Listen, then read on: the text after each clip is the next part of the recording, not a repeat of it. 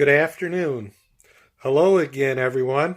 I'm Mikhail Curl, host of what we're calling this weekly video conference of Monday Motivation.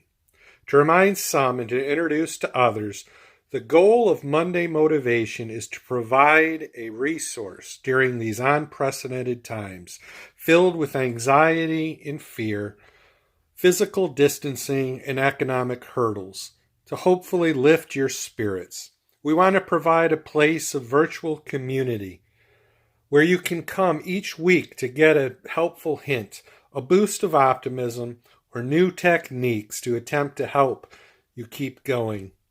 Yesterday, Pastor Dave Parker provided a timely sermon on King of Kings live stream, giving us permission to grieve and to lament everything that we are missing during these crazy times. It was point on. I know that during this quarantine, my emotions are up and down. I need our worship more than ever, and I eagerly look forward to hearing familiar voices and seeing familiar faces. We've therefore created this regular Monday afternoon video conference to offer you a weekly source of motivation for your mind, body, and spirit, featuring a pastor, a mental health counselor, a nurse, nutritionist, a physical therapist, and myself as your host. Each will offer their expertise, providing us with their useful tips on how to contain our worries, avoid despair, limit the potential of adding unwanted weight gain, and staying physically fit. In addition, we want Monday Motivation to be interactive. That is, we want to hear from you. We want to know how you're doing and what you're doing to keep going. To encourage this, we will ask for and address a question or two from each of our speakers after they've each shared, as well as have a question and answer period at the end. For we're all in this together, and we hope that with each other's help, we'll keep going to hopefully stay healthy and to come out of this even stronger in community and in our individual and collective efforts to share God's love, God's grace, and God's forgiveness.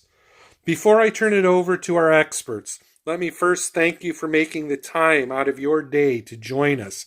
May you also allow me to share that I pray that everyone is healthy and well, and that if you or your loved one is suffering, we offer our condolences and our support. Today, on the last Monday of April already, I am pleased to have with me Pastor Kelsey Parker, leader of the children's ministry at King of Kings, wife of Pastor Dave, and the mother of 4 Parker boys.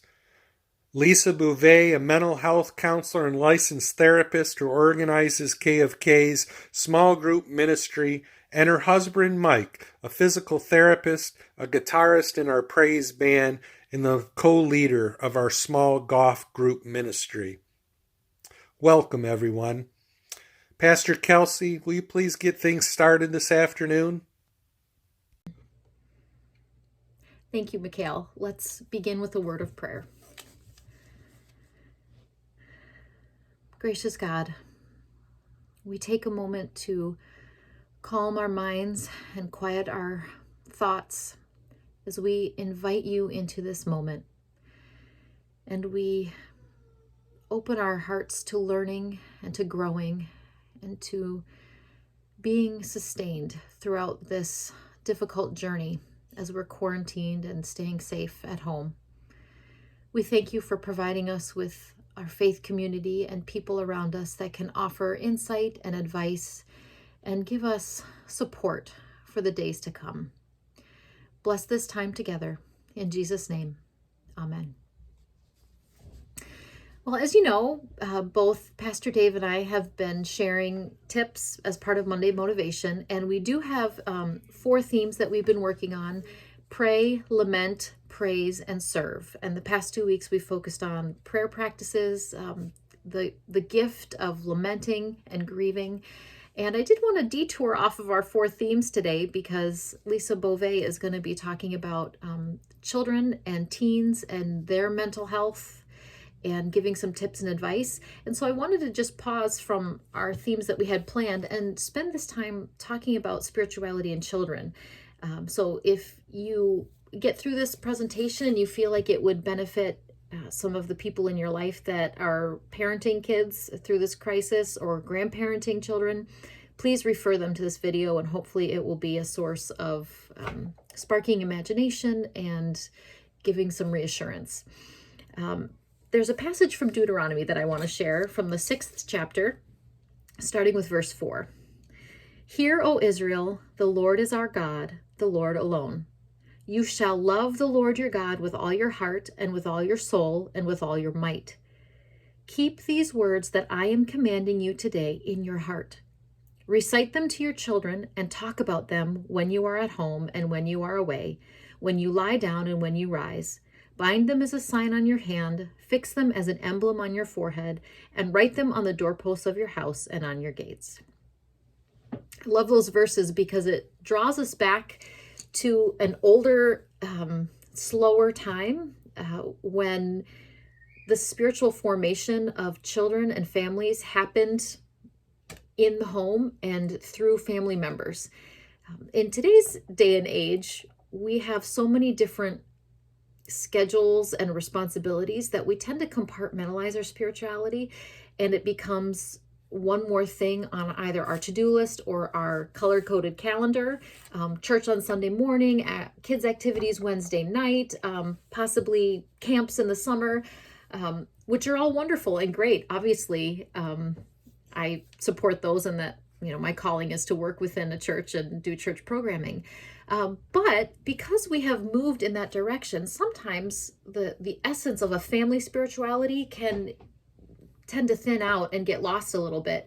And so I love these verses from Deuteronomy because they draw us back to sort of these formational times for God's people when God said, let the spirituality, let these commandments that I give you, let your faith in me permeate every aspect of your life.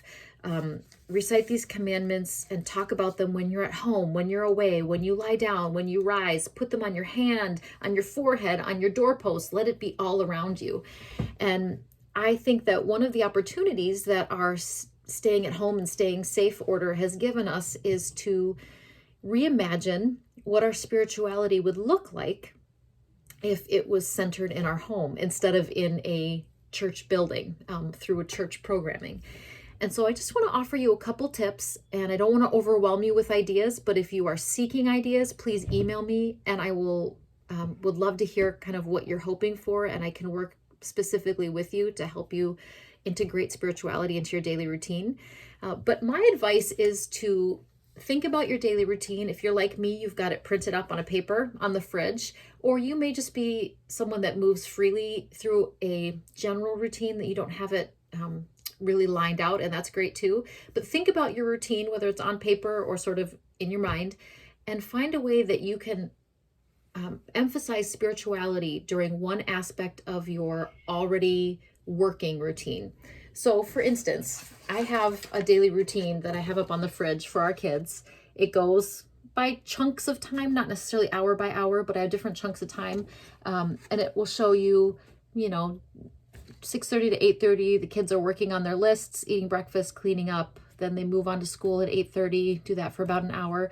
You see all these times, coming up here. Now, if I were looking for a way that I could easily add spirituality into my pre-existing routine, what I identified when I looked at this was, hey, I've got a snack time from 9:30 to 10 and another snack time at 2 o'clock. And when the kids have grabbed something out of the cupboard, they all kind of hang out around the table. Sometimes they eat standing up, sometimes they're sitting down. But those are two short periods of time in my day where I could say, you know what, I don't need to be doing the dishes during that time. Why don't I just grab a devotional or grab a Bible, read one verse with the kids and just say, what does that mean to you? Here's what it means to me.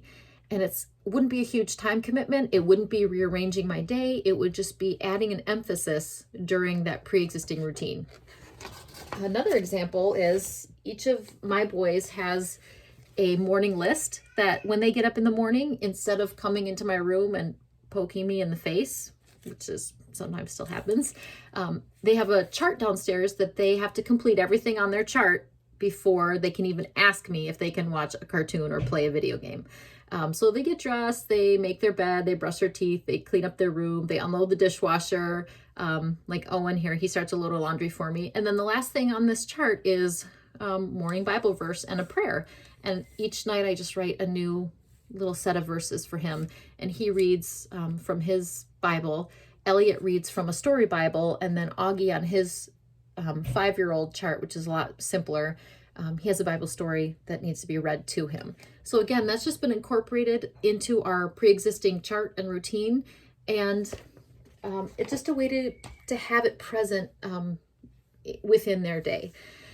Finally, I would just say, as you add some of these things into your daily routine, don't feel pressure to have to be now a biblical expert in order to let your kids be reading the Bible.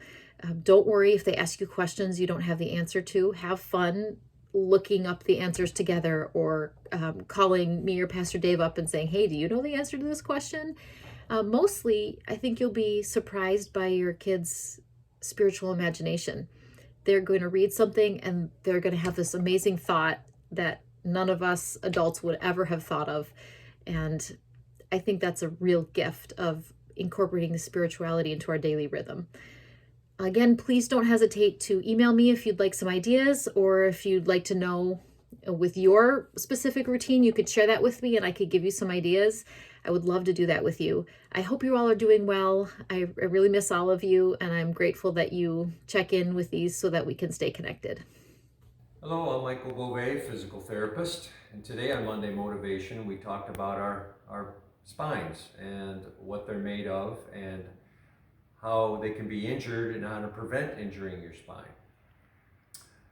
Basically, our spines are made with 3 curves in them, so when I stand sideways like this, there's an inward curve at my neck, there's an outward curve between my shoulders, and there's an inward curve in my low back or my lumbar area.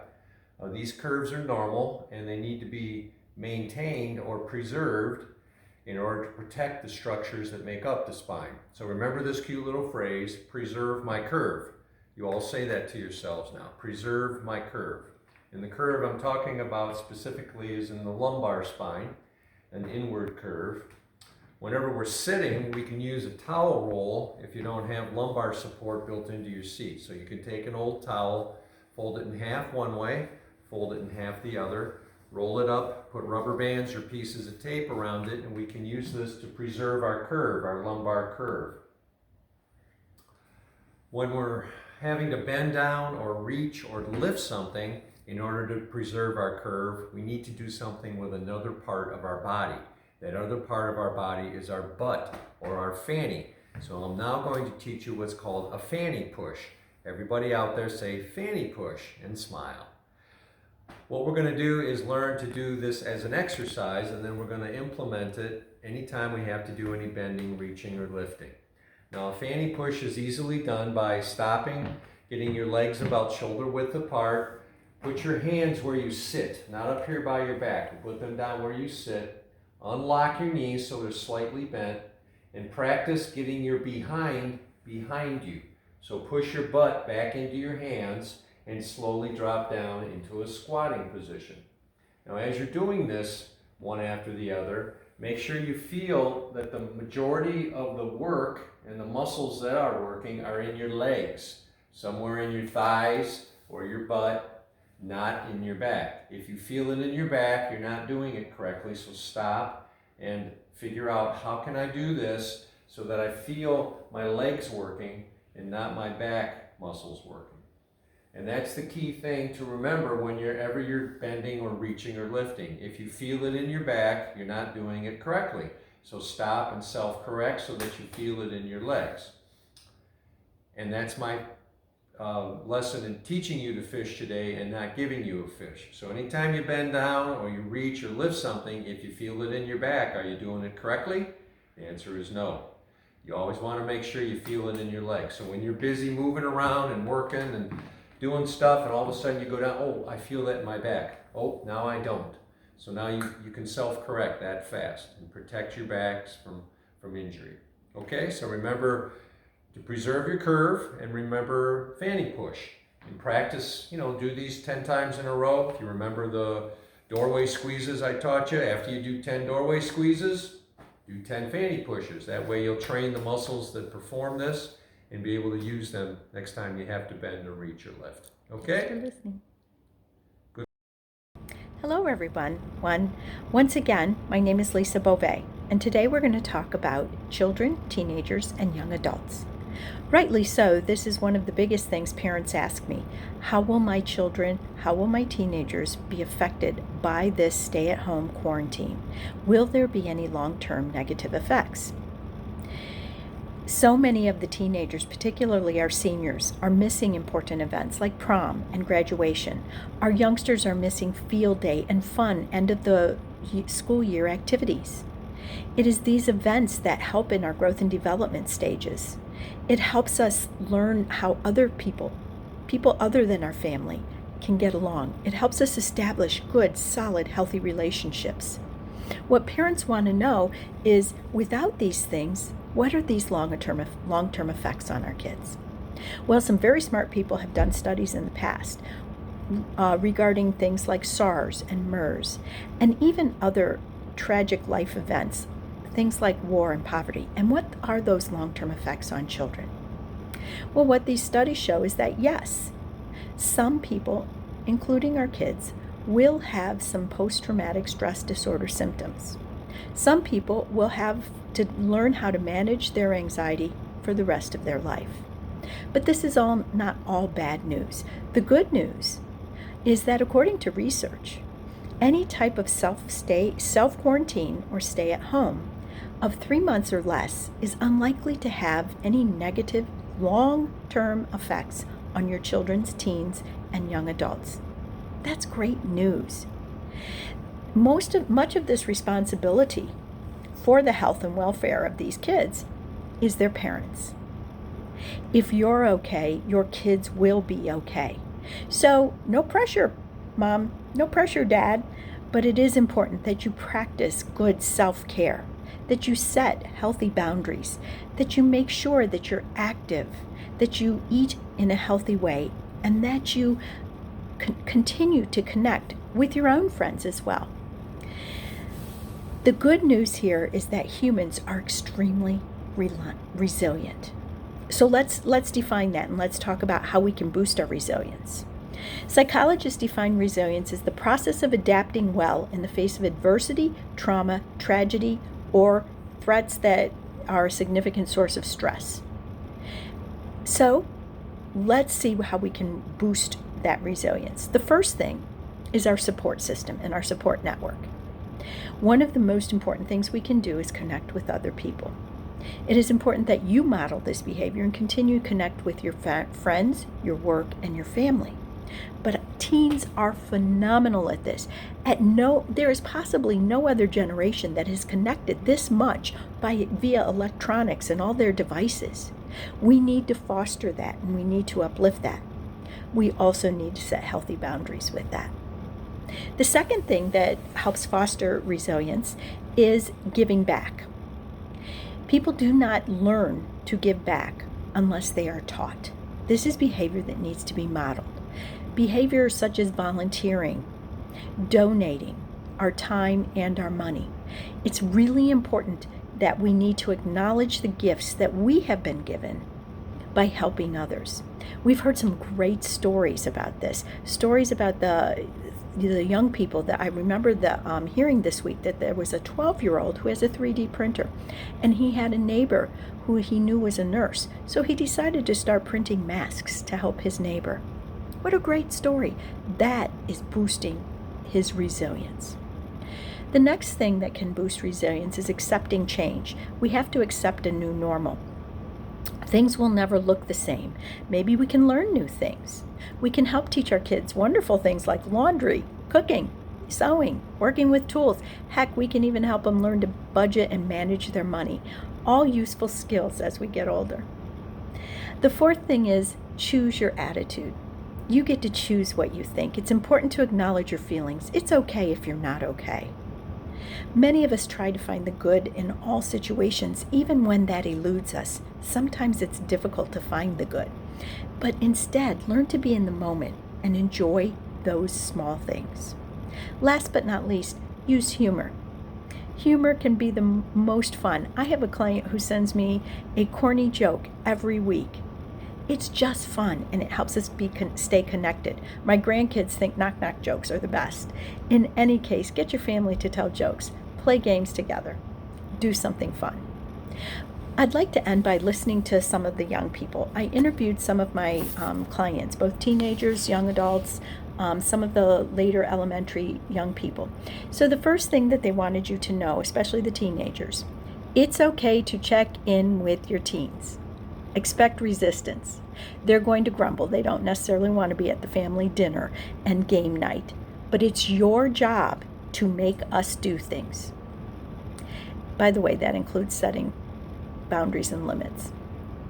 Many of the seniors and young adults said that they're post-911, they're post-Columbine. They know that big, scary things can happen in their world. It doesn't freak them out as much as you might think. As the one young lady says, sure, I'm going to pitch a fit, but mostly it's about my stuff, not about the big stuff.